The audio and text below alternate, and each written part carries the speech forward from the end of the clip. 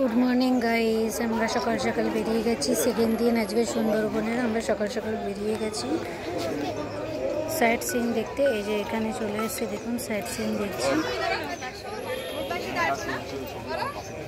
এই যে বেকন সাহেবের বাংলোর ওখানে ফার্স্ট ব্লগে আমি বলেছি বেকন সাহেবের ওখানে। এখানে এটা আমরা উঁচু জায়গায় উঠছি, পুরো ভিউটা খুব সুন্দর লাগে দেখতে।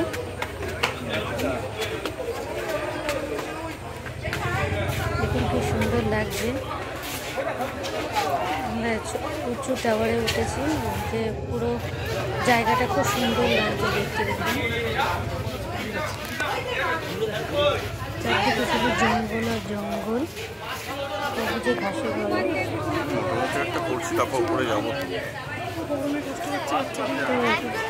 জনবসতি বসে নেই।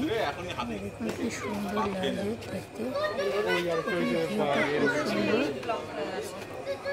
আপনারা যদি আসতে চান একবারে এই সুন্দরবন জায়গাটা অনেকে তার মধ্যে ঘুরে যাচ্ছে, আপনারাও ঘুরে যেতে পারেন। দারুণ জায়গা, এই ভিউটাই এত সুন্দর যে ভিউটা দেখলে সবার ভালো লাগবে।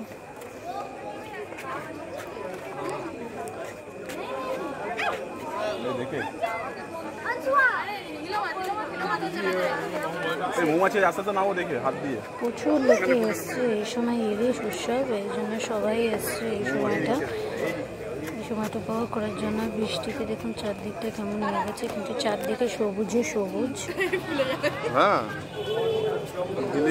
খুব ভালো লাগছে দেখতে জায়গাটা। চোখটা একদম আমার ধাঁধিয়ে গেছে, এত সুন্দর জায়গা। এই জলটার মধ্যে একটা কচ্ছপ রয়েছে, কিন্তু কচ্ছপটাকে আমরা ভাবলাম সেটা দেখতে পারিনি। এই যে সুন্দরবনের একটা ম্যাপ, কোথায় কি রয়েছে, কোথায় বাঘ রয়েছে সব উনি বোঝাচ্ছে। আর এই যে দেখুন এখানে একটা কুমির শুয়ে রয়েছে।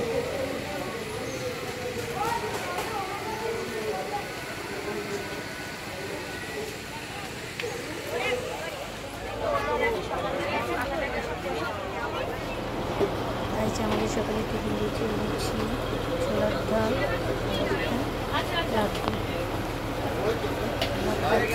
প্লাস নদীটা উপভোগ করছি। ভালো করে দেখ, দেখতে পাবো জঙ্গলের মধ্যে হরিণ, শুয়োর সব দেখা যাচ্ছে। ভালো করে দেখলে দেখতে পাবেন কিছু কিছু জায়গায় আপনারা হরিণ দেখতে পাবেন। কতটা কাজ দিয়ে আমাদের রোডটা যাচ্ছে দেখুন। এখানে চারদিকে জঙ্গলে ভরা, বস মা এখানে বস, দেখতে পাবি, দেখা যায় না, এত সুন্দর দৃশ্য। যা ঘুরে যায়।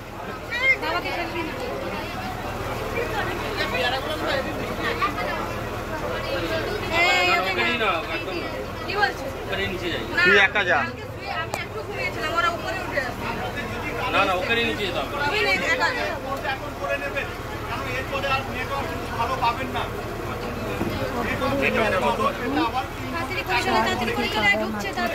নদী বয়ে গেছে চারদিকে, গাছে গাছে পুরো সবুজ অরণ্য পুরো ভরে গেছে। না না জঙ্গলে মনে নামাবে না। আমার ছোটবেলায় সুন্দরবনের সম্পর্কে অনেক কিছু পড়েছি, কিন্তু এবার নিজের চোখে দেখে আমাদের চোখ পুরো দাপিয়ে গেছে। এত সুন্দর জায়গা, প্রকৃতির রূপ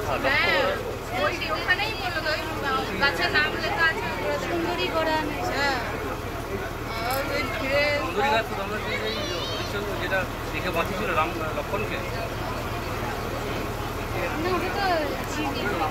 संजीवनी बुटी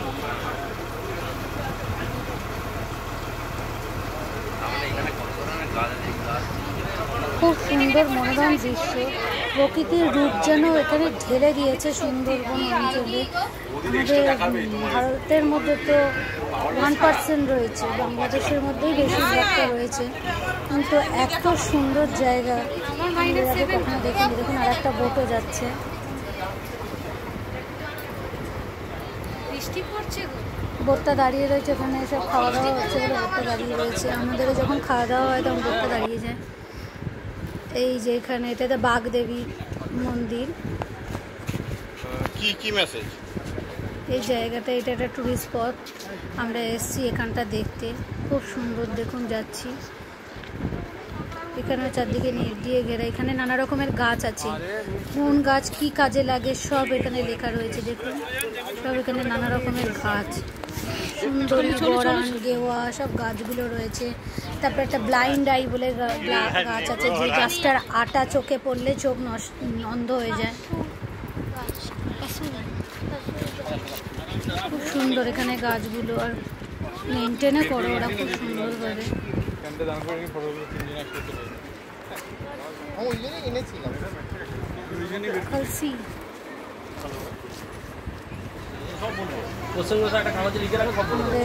এই টুরিস্ট স্পটটা দেখা হয়ে গেছে, ওরা একটা টুরিস্ট স্পটে যাচ্ছে। দেখুন কতটা কাজ দিয়ে আমাদের বোটটা যাচ্ছে। আর দেখুন গাছের শ্বাসমূলগুলো একদম উপরে উঠে রয়েছে, যেটা একমাত্র সুন্দরবনেই দেখা যায়, আর কোথাও দেখা যায় না।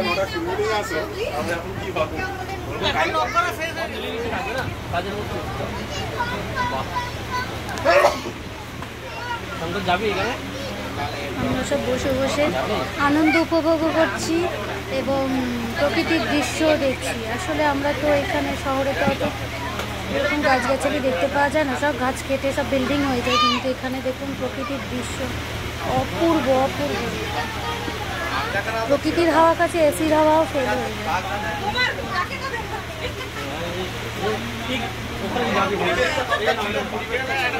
বোটটা আস্তে আস্তে করে যাচ্ছে, আর এদিকে বৃষ্টি পড়ছে ঝিরিঝিরি করে, এখনো জোরে পড়ছে, এত সুন্দর হাওয়া দিচ্ছে যে আমরা বোটের উপরে বসে বসে প্রাকৃতিক মনোরম দৃশ্যগুলো উপভোগ করছি।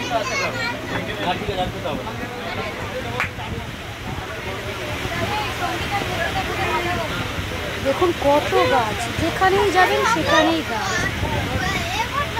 আমরা সারাদিনই প্রায় বোটের মধ্যে, বিকালে গিয়ে হোটেলে সারাদিনই আমরা সাইড সিইং ছিলাম।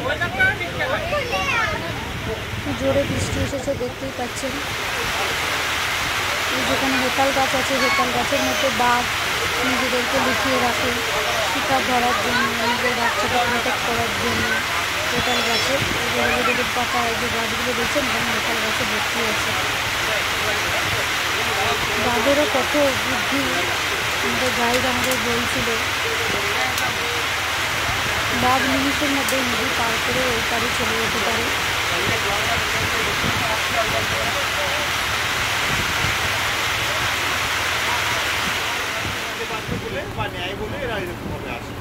মাটিটা তো কাদা মাটি, মাটির ভিতরে রন্ধ্র খুব কম, এই জন্য মাটি ভেদ করে তারা উপরে চলে আসে, বাতাস থেকে সহজে ওরা অক্সিজেন নিয়ে স্টোর করে রেখে। শুধু দেখতে থাকি যে চারদিকে শুধু গাছ আর নদী, জল, এই ছাড়া আপনারা কিছু দেখতে পাবেন না। হ্যাঁ, এইবার আমরা অনেকক্ষণ থাকার পরে এইবার একটা হরিণ বাইরে বেরিয়ে এসছে, সেটা আমরা দেখতে পেয়েছি। ফাইনালি একটা হরিণকে আমরা দেখতে পেয়েছি, বাঘ দেখতে পাইনি, ওটা আমাদের ভাগ্যের মধ্যে ছিল না, যেন বাঘ দেখতে পাইনি, এই হরিণকে দেখতে পেয়েছি।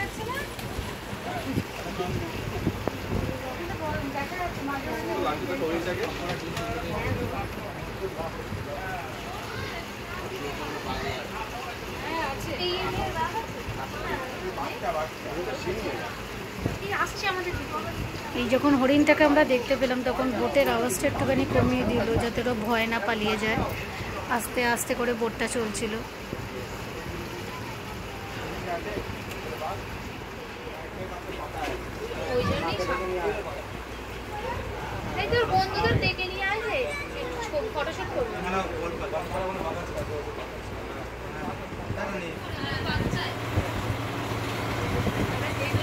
এবার বনের মধ্যে ঢুকছে হরিণটা, গাছের পাতা টাতা খাচ্ছে।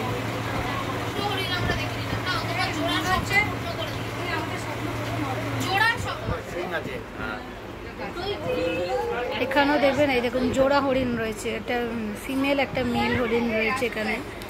আমরা কি করে জানলাম? আমাদের গাইডই আমাদের বলছিল এটা ফিমেল আর মেল। ওরা তো ভালো জানবে, ওরা ওখানে থাকে, ওরা থেকে অভ্যস্ত হয়ে গেছে, ওরাই আমাদের বলছিল যেটা মেল আর ফিমেল হরিণ, তাই থেকে আমরা জানতে পারলাম। ভেতরটা দেখুন পুরো গাছে ভর্তি, আর পুরো অরণ্যটা দেখুন ফাঁকা।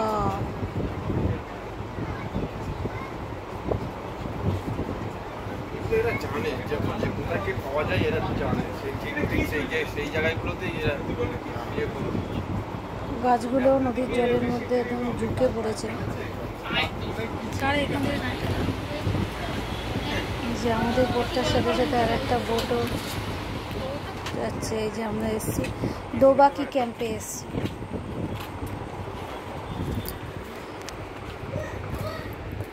দেখুন এটা সরু একটা ব্রিজের মতো, এই ব্রিজের ওপর দিয়ে যাচ্ছি। হ্যাঁ আমারটাও খুব ভয় লাগছিল, দু চারদিকে নেট দিয়ে ঘেরা। আমরা সব এখান দিয়ে হেঁটে হেঁটে যাচ্ছি। এই চারপাশেই গাছগাছালি, এখানেও গাছ, ওই পাশটাও গাছ দেখুন। হ্যাঁ, আর নিচে শামুকে পুরো ভর্তি।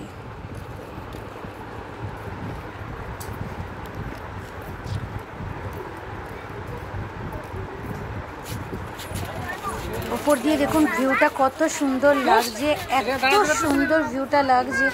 কত বড় এরিয়া নিয়ে সুন্দরবনটা দেখুন, এত সুন্দর লাগছে। চারদিকে শুধু সবুজ আর সবুজ। মাঝে মাঝে একটু বৃষ্টি পড়ছিল, কিন্তু আবার বৃষ্টিটা থেমেও যাচ্ছিল। এত সুন্দর লাগছে।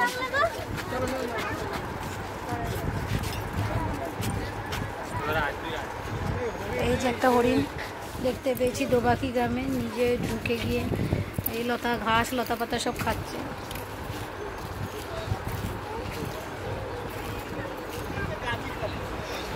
এবার যথারীতি আমরা আবার বোটে উঠে গেছি। এই দেখুন চারদিকে শুধু জল আর জল, আর কিছু দেখতে পাচ্ছি।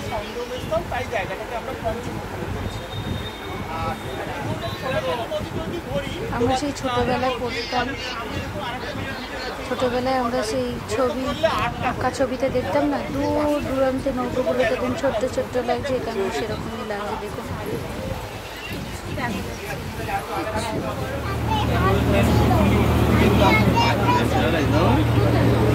ওই তো দেখেছো? দাও এটা দাও, দেখতে হবে।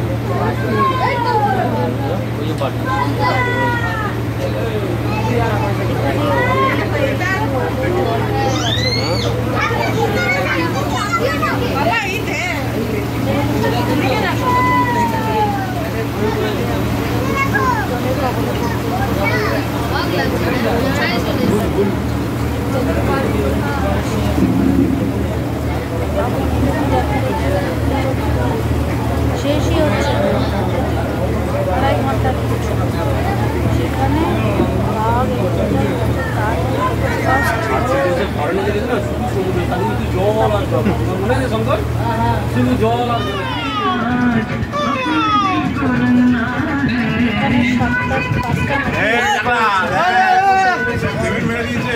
সব পেমেন্ট পাঞ্চ করো আছে।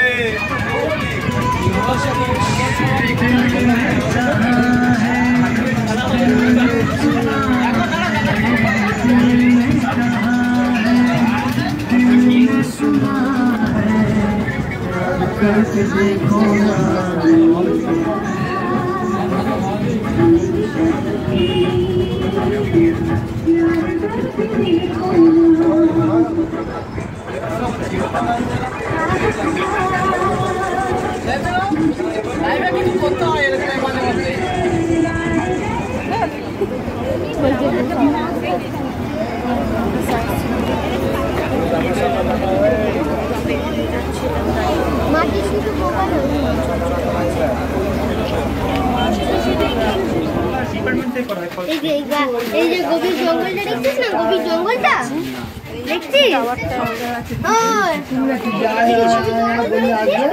বাঘের একটা অন্য সিস্টেম থাকবে, আমরা বেশি কিন্তু এর মধ্যেই তো আছে না? হ্যাঁ